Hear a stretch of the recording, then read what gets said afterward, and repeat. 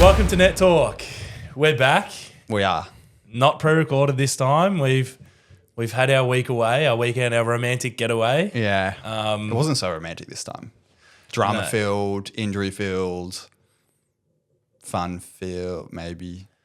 It was fun. It was fun. It's always fun. We'll be talking all things Warrnambool. Yeah. For those of you that don't know, Victoria's premier tournament. Oh, also, that's Alex. I'm Mitch. True. Well, you forget that every second episode, I reckon. Yeah.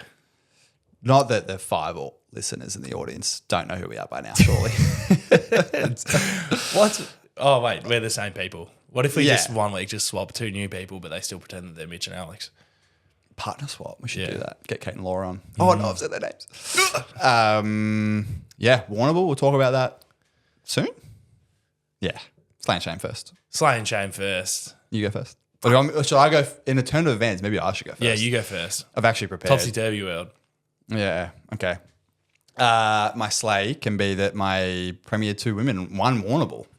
That was pretty big for them. Yeah. It was nice, I think. That team's been together for quite a while. There's a couple of new faces, but one of the girls said to me, like, it was so nice. We've been there or thereabouts for legitimately like 8 years, and we finally got the win. Yeah. And I was like, I think our Premier wow. 2 teams have had long streaks of not winning Warrnambool. Yeah. Our men's team did it a couple of years ago, but then it's like they Then Nathan Roberts was like, nah, his team. they took the year off this year and they still didn't get it done. Yeah, it's true. No excuse this time. That was all them. My shame, I almost died twice this morning. So I drive to the station near our house at like 7 a.m. to drop off Kate for work. And there's we live in like a little cul-de-sac thing, go out, there's like the lights for the main road. The light was green and I'm like getting ready to turn right and some dude has just rocketed that red. Like he was doing 80k an hour in a 60k an hour area. And yeah, had like full slam the brakes and like panic and like in the middle of the intersection, he's just flogged it past. And I was like, he would be dead if I hit him because he was flying through. And it wasn't going to be like he would hit, like I was looking like I was going to take the end. So that was scary. And then the second time was literally on the way to this house and someone just rocketed through a roundabout. And I was like, seriously? Twice in one day? It was me. I was trying to hit you.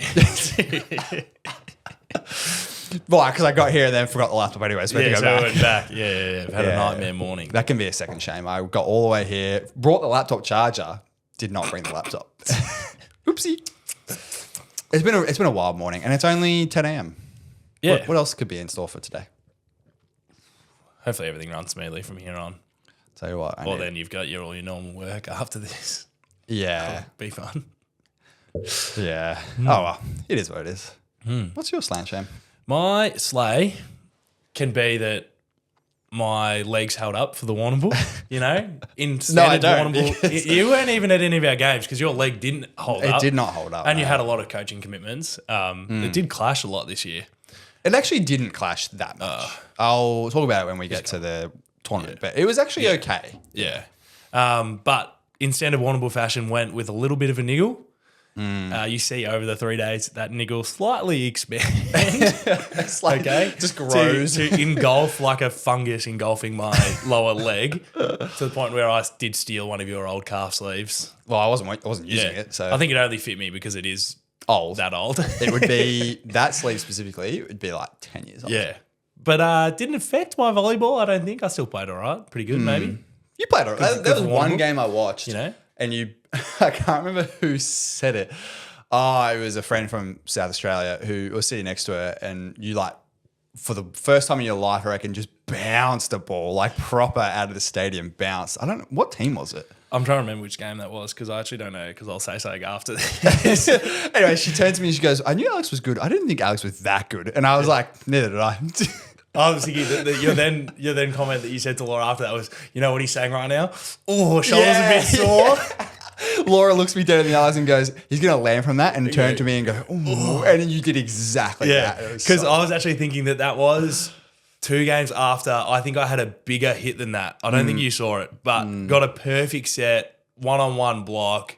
Blocker dived cross for whatever reason. Knowing that you don't hit cross. And I just went up and I gave it my max, hit it about 2 meters out of court to the right. Oh, just no. like, still like straight down. It was the hardest ball I think I've ever hit. And it was just 2 meters to the right. And I was like, oh no. Mike goes, what are you doing? I was going, it wasn't worth all that, was it? That's just given me pain and soreness. And it didn't need all that. But other than that, we had a pretty good tournament. Yeah, no. Well, I got to play. The last result was a bit. Yeah. We'll talk about it. Yeah. Wait, before we move on, the other funny thing that, because Laura and I were sitting there, this really long rally. You did this epic dive because we all know Alex's defense. That's twice in the same point. Yeah, it was twice, and then you got the point. Then we lost the point, and you see the disappointment in your face. And then Laura said something like, "He'll be really sore, and he'll make sure we know he's really sore." What's it worth? What's it for? Yeah, not necessary. My shame can be that we pre-recorded our last episodes, or the episode that came out on Friday was pre-recorded the week earlier because we were in Warrnambool. Our predictions were awful. What, the one prediction that we were going to get to the final and lose to Heidelberg? Yeah. I mean, we lost we missed by one. Yeah. The team that beat us did just go and lose to Heidelberg, so that's okay. Makes you feel better. Whoever was going to be but in that final. my other prediction was that I was maybe going to win my fantasy basketball matchup. Oh, you lost? I got walloped. I think I went from winning the week before finals, locking me into 4th place or whatever in fantasy ladder. I think I lost 9-0.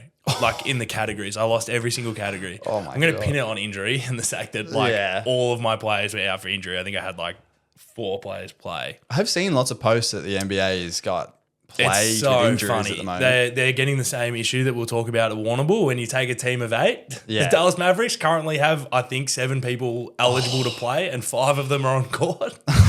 It's actually wild that they might have to forfeit or think about it. Yeah, or there's NBA investigations. It's so crazy. Well, I saw that this morning on Bleacher Report. They were they're genuinely considering forfeiting. That's a Warrnambool issue that you go with 8 players, or so many volleyball teams enter tournaments like Schools Cup or whatever with no 7 players. Yeah, and it's like you're just tempting fate. Yeah, and we do every year, and we somehow do okay. Actually, that's a lie. So.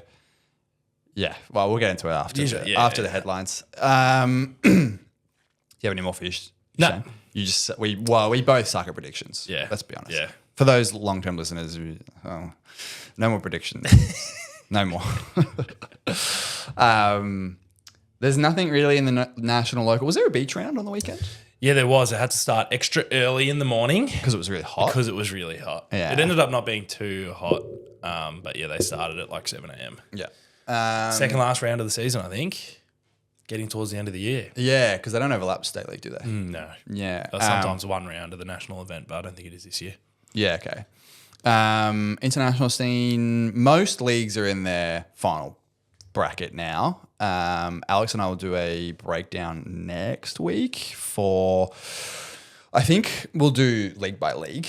So it might be over 4 episodes. So we might miss a little bit of some leagues' drama that happens, but we'll try our best. It's just because they're so long and there's so much to unpack. But the one thing we want to talk about real quick is it happened about 3 hours ago as of recording this. So for the listeners, it'll be on Monday this week. But it's always the 1 versus 8 seed in the Italian Superlega men that just has drama every year.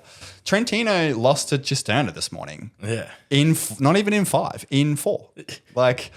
I just don't understand how there's genuine conversation that Trentino is one of the best teams in the world right now. Yeah. And they lost to the 8 seed. And they didn't rest any of their players at any point. They played their according guys. to stat sheet. We need to give that a watch. We need to give that a We deep didn't dive. watch it. Too early. I spoke to someone who did, and their comment to me was, I saw that they were 1 set apiece, and I thought I would watch the rest, and they'll watch the last 2 sets, and I was like, that was atrocious. Yeah. And I was like, oh, okay, fair enough. Yeah.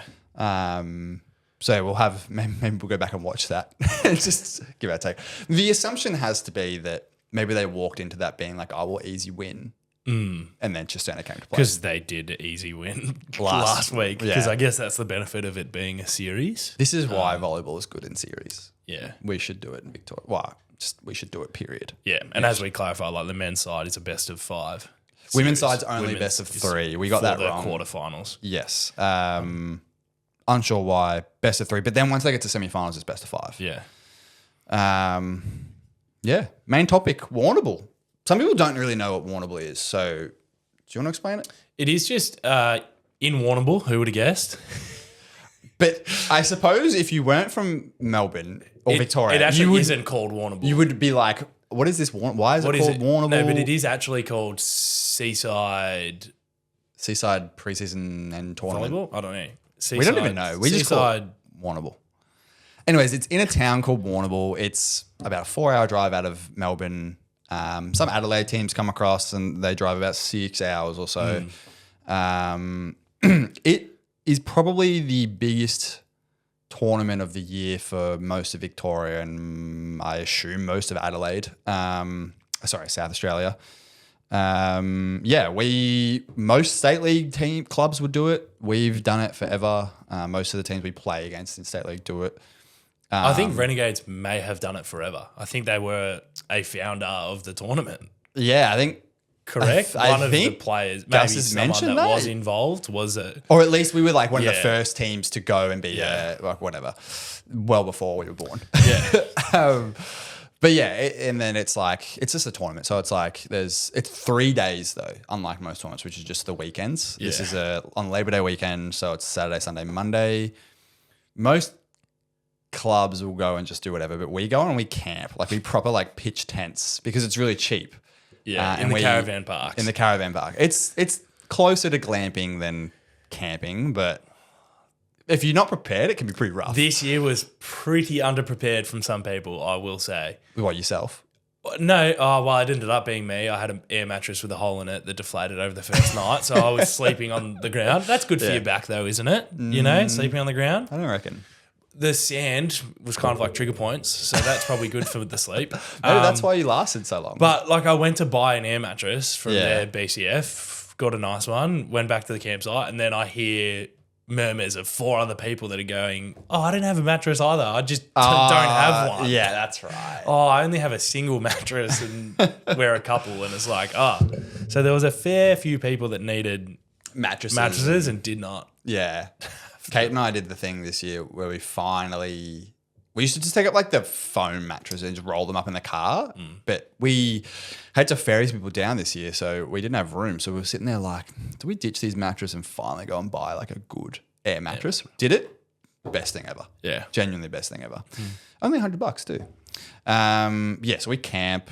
The games are timed as well. It's important. That's like the one bit of volleyball about Warrnambool that I don't really like, where it's 60 minutes. Yeah, it normally feels okay because you still get a lot of games. This year felt like slightly less games because we only played 4.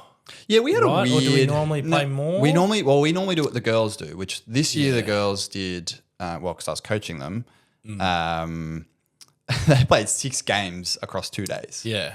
Normally we would do that. Yeah. But this year we only played 2 games and then semi, so 5, and then if you made it to the gold, you'd play 6 total. Yeah. Which isn't too bad.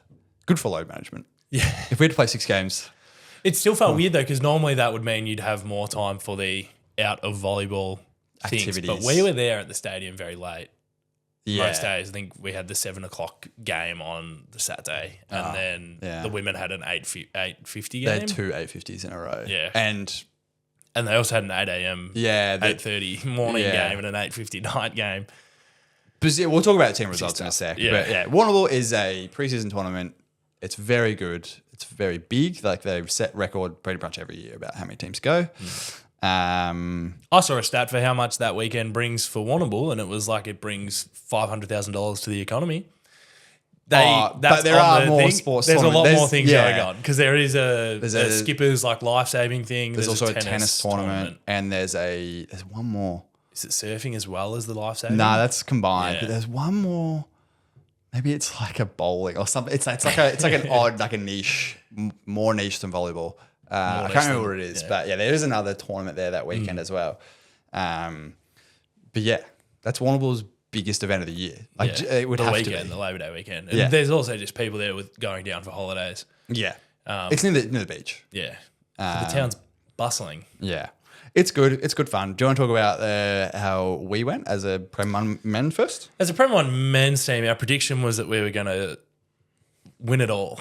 It's like it was that we'd lose in the final. Yeah, win it all up until the final. We did not do that. We lost one round earlier. We lost in the semi-final. Yeah. Overtime? Well, the semi-final was just best of 3. Yeah, but And we were lost in the third set. I think it was 16-14. I got told it was 19-17. Maybe it was 17-15. Oh, okay. Maybe. It was just 2 points beyond. It was Beyond- something. It was a Wasn't win by 2, super but it was overtime. beyond the 15. Right. Wasn't that much into the golden point. I can talk about what happened on the second last point of the game. I heard you got, you know how you're going back to like, I bounced this ball 2 meters out with solid block. What happened with this one-on-one blocker that I hear? Whoa. Second, it wasn't one-on-one. I heard it was one-on-one. It And was. I I was heard double blocked, and the set was low. I haven't rewatched the game, but the set was low and tight, and obviously I had a front court setter in front of me. So I had to play it down the line pretty much because their middle blocker, Yarra's middle blocker is pretty good. Were you on the left side? Yeah, I was on the left side. So you're Don't set me on the left side, T. No, I've been trying to earn my rights to be set on the left. Who was playing right side at that time? Who was playing? It wasn't close. Who was playing? Trying to think, it was. Probably Henry. I think it was Henry playing close with the setter. Okay. So Mike was in 1. I was in 4. That's fine. Yeah. And a new middle in 3, new to our team in 3. So you got roofed. probably it's obvious that the ball had to go to me. And you got roofed. And it was low, it was tight, it was inside. Haven't rewatched that, so I'll just critique Mike on that. And you got roofed. And I just was like, all right, I'm swinging down the line. And I just went straight into hands and got roofed by an admittedly, he might listen to this maybe because this is the Warrnambool That's all episode. right. We're gassing Short up. setter. Yeah. You know, shouldn't happen. He knows it's a It short did. setter. It That's was fine. massive. And Yeah. he gave me some shit through the net. And I was like, I would fair too. enough. Very true. Yeah. And then I joked with the ref to give him a yellow. Because we got given a yellow a touch earlier than that. Oh, really? Actually, I think we might have got given a yellow in the second set.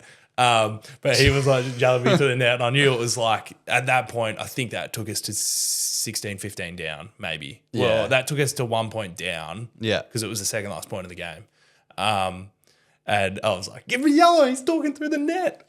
Rich coming from you, who Yeah. talks through the net all the time. We had a bit of net talk this tournament. No, we'll get to that later. But so that hurts. Happens. That actually gave me flashbacks to a junior comp. I remember my under-19 state team. I also got blocked towards the end of a game. And my coach was like, it's not your fault. Happens. You know? And you were like, it's not the last point, you know, because Yeah. you shouldn't be in the position where 1 point matters. But That's what I said. But volleyball, it's always the last point. Like, it's always 1 point matters. Like, that is how it matters. 1 point at a time. So that hurt and stung. We So probably then- should have been in a better position to win that game than what we were. Felt we were that's- playing pretty good, but That's fine. yeah.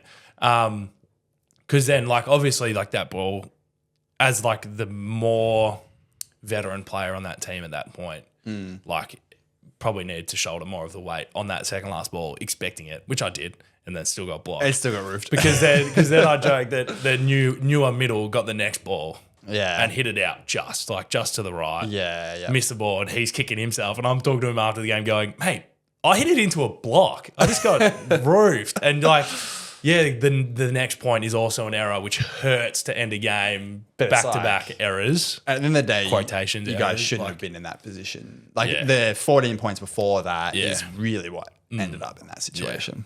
But I think we had a pretty good tournament given the Well, we were understaffed. Team, I went out early.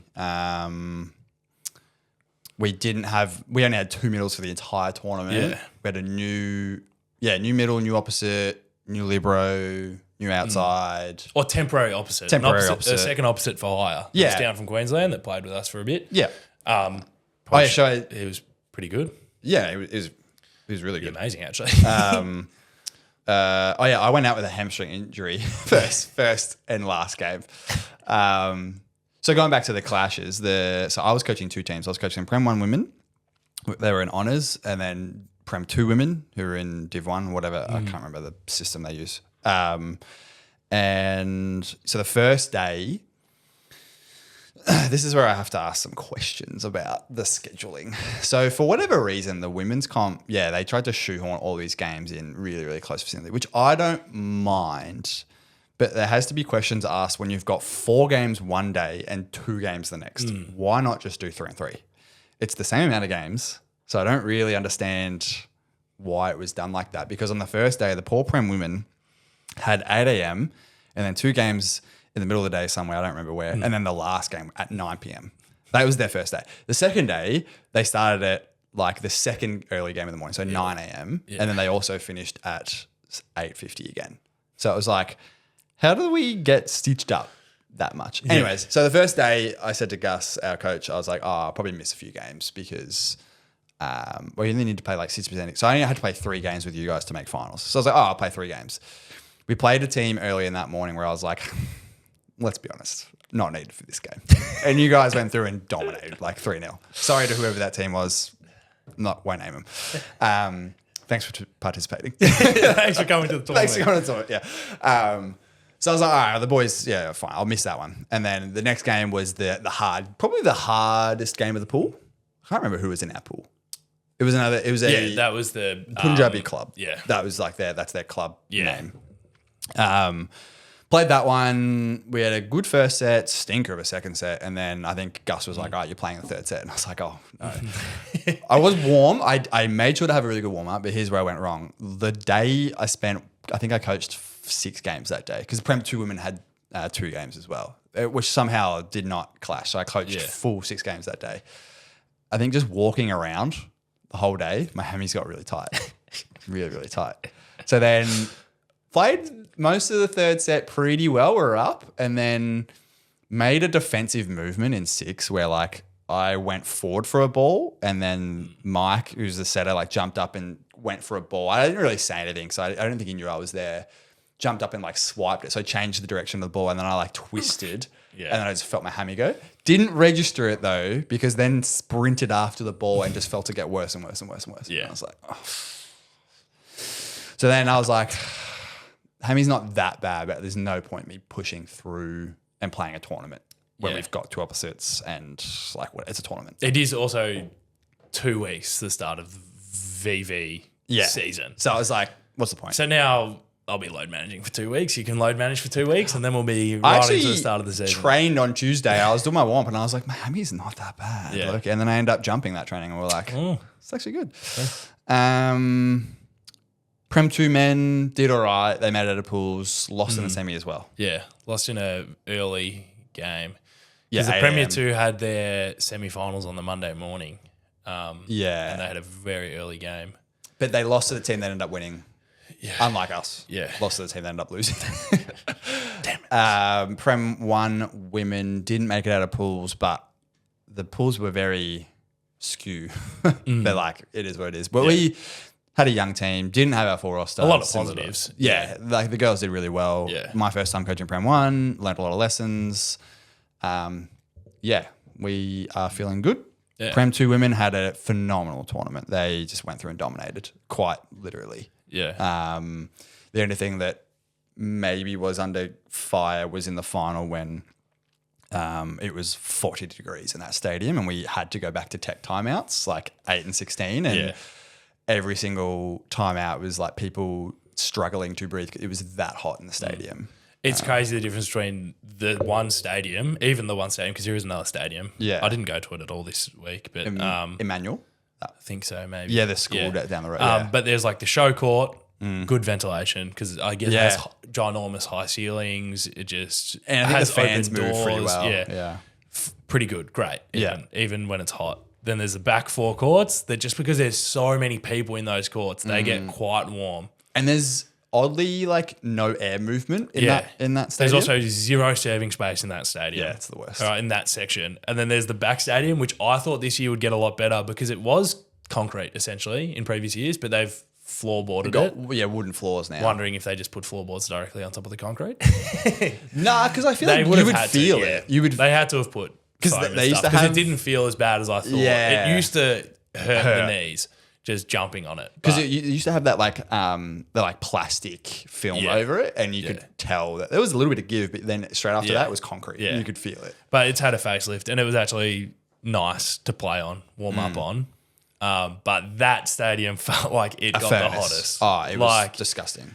Yeah, I could not imagine playing a final in there. We were in there for the first day, and it wasn't as hot. No, it wasn't. Because the day didn't get as hot. But and I was very grateful. The other day, the women played there, and it was gross. Like and when you got hour time slots, but it's that hot, you don't have enough time because in between every point you need a towel. Yeah, You're getting I like to think of it with the hour time slot, you should be finishing 2 sets and getting to the 13-point margin in your third. So if you get to 13, it counts as winning a set as well. Yeah. If you get to 13 up by 2, you usually should be getting to that point. But some of the games I saw on those hotter courts were getting through a set in a bit. Yeah, like it was. Well, I can tell you that we rarely got to 13 in the third set. It was more often that we would just finish the second. It was set. the first time I saw a game didn't get to the end of a second set. Yeah, I think we had one game like that. Yeah. But luckily we won the first set. So and we were ahead in the second. Which puts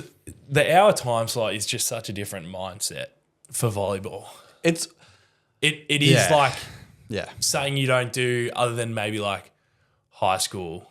Yeah. Actually, I was going to say Schools Cup. Juniors do it. But Schools Cup, you only do it if you're in the crap divisions like my school was for a couple of years. You do the hour time slot and it is just a very different. But under 17s at State League do it as well.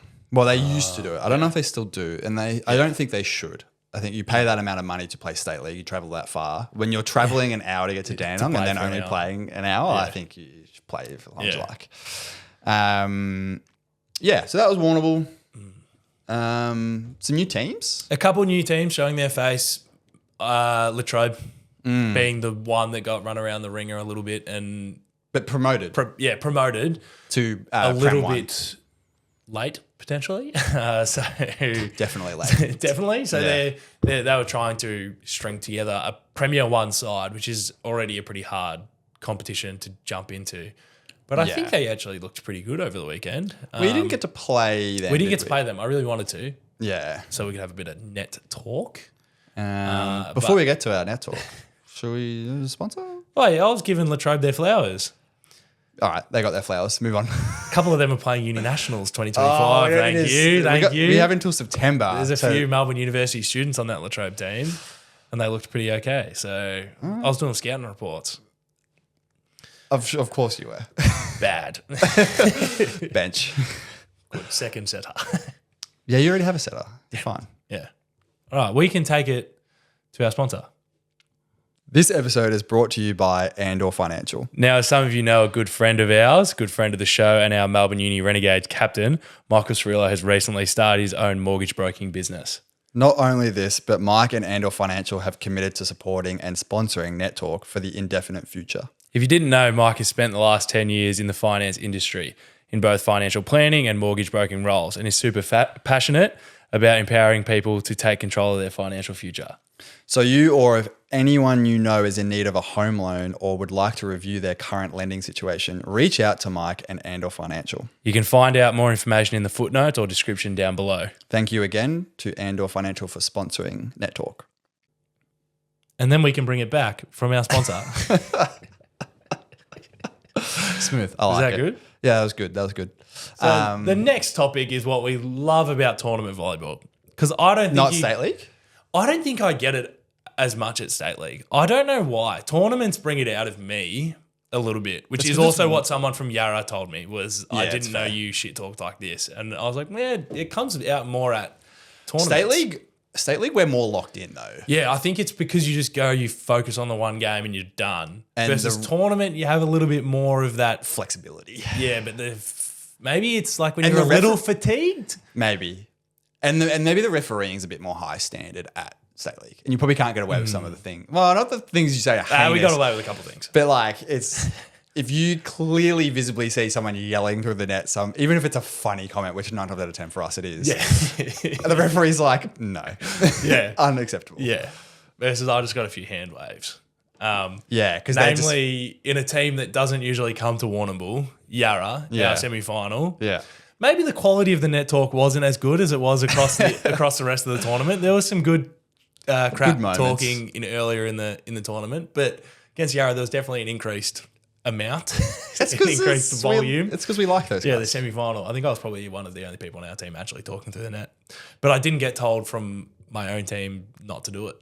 We just accepted this. Yeah. Sometimes I get the hand off and it goes, shut up, Al. You're just like giving them fuel. Yeah, but also like when we're in a driving position to do it, like go nuts. But if we're like losing, I'm just like, what are you doing? Yeah. Like why? What did you say? So this is maybe the reffing, on the point of reffing, you have the same ref across the whole day, yeah. which potentially they began to dislike us more and more across the tournament. But we're playing Yarra. I do like their setters. One of their setters had some stinky hands at points of that game. I'm sure he knows it too. He does. I spoke to him after it. He was like, come on. He's like, yeah, I probably should have got called on a couple of them. And I was like, yeah, you should have got called on 6 of them. But like, other than that, it was pretty good. Blame it on your passes, all right? They weren't giving they weren't bettering the ball. They weren't putting you in a good position. No. But you were setting long option and they were a little stinky at points and we were appealing, yucky. Obviously. Yeah. But I think it was, I'm trying to think about if it was in the second set, but I think it might have still been in the third? First set. Like early in the game. Yeah. I think it was just like 2 missed calls in a row. Yeah. And after the first one, she was like, the first ref was like, that's the standard. And we're like, are you kidding me? That's Div 3 standard. Not really. It was better than that. But that's what you say in a game. Yeah, that's what you... Yeah. And then I think it happened again, back-to-back points. And I may have loudly said, if that's the standard, I could be a setter. That is good quality from you. That's okay. It might have fueled a bit of the Yarra boys a little bit because then they said, you can still come, we'll still have trials. And I said, we'll open our trials. And then I did set a high ball and I reckon it was pretty good. Yeah. Maybe a little tight, but perfect for the hitter I had. And then I said, I'll see you next year. Don't worry, I'll come trial. I could definitely imagine that exact... Well, we've been in many situations like that at State League. Because the running trend is that your hands are disgusting. No, they're good. They're just slow. They're just slow, yeah. Beach hands, which for indoor is ill-advised. But I get a good ball up. Yeah, no, that's fair enough. That was fast hands, though. For once. Yeah. I'll review the footage and I'll tell you myself. Yeah, I haven't rewatched any of the games. I really want to rewatch some of them. Did we film this year? We normally think that one was potentially on the Warrnambool Facebook page. The live stream. Yeah, I think so. So everyone could go and look at it and tell you exactly how. Yeah. There's also some other shit talk that you were saying that was caught on footage. maybe. Yeah, there's a few. There's a little bit here and there. A few comments. So I'm sure maybe we'll get some highlight reels going. Not of your actual athletic ability, just of your mouth. Yeah. But my athletic ability backed it up for once, maybe, you know? Except for the game that we lost. Except for the game we lost. Oh, actually, yeah. Well, yeah, true. That was the semi-final. So maybe that was the one lesson that you learned. You actually gave Yarra enough fuel to beat us in the semi-final. So don't do it. But see, then like I spoke to them, when we get to the regular season, I'm just going to, we just play. We just go and play, yeah. Something about tournaments. Do you not find that? No, I do. I also think it's the people we play with at State League. Like some of our guys are very quiet and they just go out and win, and it's really hard to shit talk when you're the only guy. I mean, I suppose you find it easy. Yeah. I was maybe trying to, because we had a few new additions or like sort of strings and rotations that we wouldn't normally do. Yeah. It was maybe trying to encompass new people into just getting the Have a bit of hype fun. and the environment of playing. I'm a big advocate. Actually, I'm a big hater of noise for Which noise. one are you? I like just like being positive and loud. I hate that. But it's like when you are able to direct something somewhere, like kind of gets people in on it as well. Yeah. I think, and it gets people involved. And then you just jump on the bandwagon, join the team, have a bit of fun. Like as you said, tournament volleyball it can bring it out. This year, obviously not because I played one game. Yeah. But I've definitely had years where I'll give a bit of a spray through the net for certain things, especially if like Scotty J will remember this because he played as well on the weekend. Yeah, he did. Yeah, our favourite guy ever. I sprayed him one year because I roofed him solo block, and it's like, come on, man, if you're getting blocked by me, what are you doing? I was doing their score sheet in one of their games, and I said, come on, you can hit more balls than this. He's just saving the shoulder for later, for when he plays for us. AVL. I was going to say for when he has his best game of the season, which is always against us. Yeah. No, bit of net talk is always fun. It's good for the sport, like low key. Unless you're saying heinous things, and it's like, okay, what are you doing? But if you're just saying funny, harmless, like it's fine. Come on. And then I did. Oh man, I'm just talking about myself here, but that's the point of a podcast. I got to bring back vintage middle Alex for a game. Did you? What? Don't remember who that was against. You weren't there. Obviously. Our newer middle to the team jarred his finger. It ended up not being that bad, but just because we only had 8 players, I was like, I can play in the middle. Just ice it. Just sit. Was this the game where more important game later? Was this the game where I pretty much was just like, I'm not playing this team? Yeah. Which was why it was fine for me to go in the middle and just And we still really won that first set, I heard. Yeah. Well, I did it in the second set, didn't I? I think I did 2 sets. I did 2 sets of middle. Yikes. And now I really remembered the fact that middle blocking is difficult. Yeah. I gave some one-on-ones to the sticks. I say this to my girls all the time, and maybe this can be our closing topic for the episode, the spontaneous chit chat of, you know, how a lot of people, like, I understand in the lower divisions, maybe this is the case where it's like middle is your quote unquote dumbest player, which like, I don't really understand how that became a trope, because why is that a joke and or stereotype when once you get to a high enough level, your middles genuinely have to be the second smartest player on the court. Yeah. Middle blocking is hard. Yeah. Like, I only got dumber when I left middle. yeah, opposite's easy, man. Opposite's the easiest job in the world. See ball, hit ball. Yeah. And don't play defense. Come on, please. No, middle's so like, and yeah, I was talking with one of my middles for my women's team because we played a practice match against a good state league team on Thursday. And she was like that is really, really hard. And she's quite new to the game, but I'll give her a lot of credit. She made it out to a lot of double blocks, but she was just like, there's just so much. I get overwhelmed a lot. And I was like, yeah. It just has different eye movement. And that team we were playing actually did use their middle enough. So my eye movement as an outside blocker, you mainly watch the hitter and where the set's dropping. Yeah, and that's your adjustment point. But I'm like, I'm watching the middle, seeing where they're going. And then the first one, I was like, crap, I did not watch the setter's hands like at all. Yeah. He set behind and I'm like reacting late. And then I was just putting a block up. At least I would think I was just putting a block up where I got to, which is usually better for defenders. For defenders. I can't even talk. I start it all the time. Yeah. But it's probably the first time I've roasted you on the podcast for stuttering. Yeah. I thought you were going to do it to me. Speaking of eye sequence, I did some research literally last week about like what is good eye sequence for, well, middles especially. And I have some thoughts on what I read. Yeah. But what do you think the middle eye sequence should be? Like for what you're watching? Yeah, like what order of events are you watching? The order that it happens: pass, setter, hitter. But it's like because you can if you have good game awareness, you can track what the options are for the other team from the pass. Pass has gone across the court. First option, you can cheat a little bit because it'll be the close, faster tempo. Yeah, or you can try and make it back out for the long option. Yeah. But you're like probably watching the pass, seeing what the setter's preference are off the pass. Which you should hopefully work out relatively quick. Yeah. So then it would be seeing what the pass is, what that option is. Then it's probably watching the setter. If they have any tells, is usually a bit harder. Wow. You say that, but there was in the grand final for the Prem 2 women, there was a very, very obvious tell. And this is actually quite common with the lessons, I realised, but I don't say it that much because I feel like I try to teach my team to figure that sort of stuff out, especially if we're winning. If they're winning, I don't need to overload them with information. They can figure it out. But every single time that setter jumped, they were set in the middle. Yeah. They were not jump setting outside either way. They're only like, and that's common. Like that's we've spoken about this off air. Like that's such a junior... It's such a common thing to only jump set the middle. Because you're going tempo fast and then it's like, it just brings you out saying, But the eye sequence was interesting because, basically what you said, like ball as in pass, like whatever the pass is, ball, setter, ball, hitter.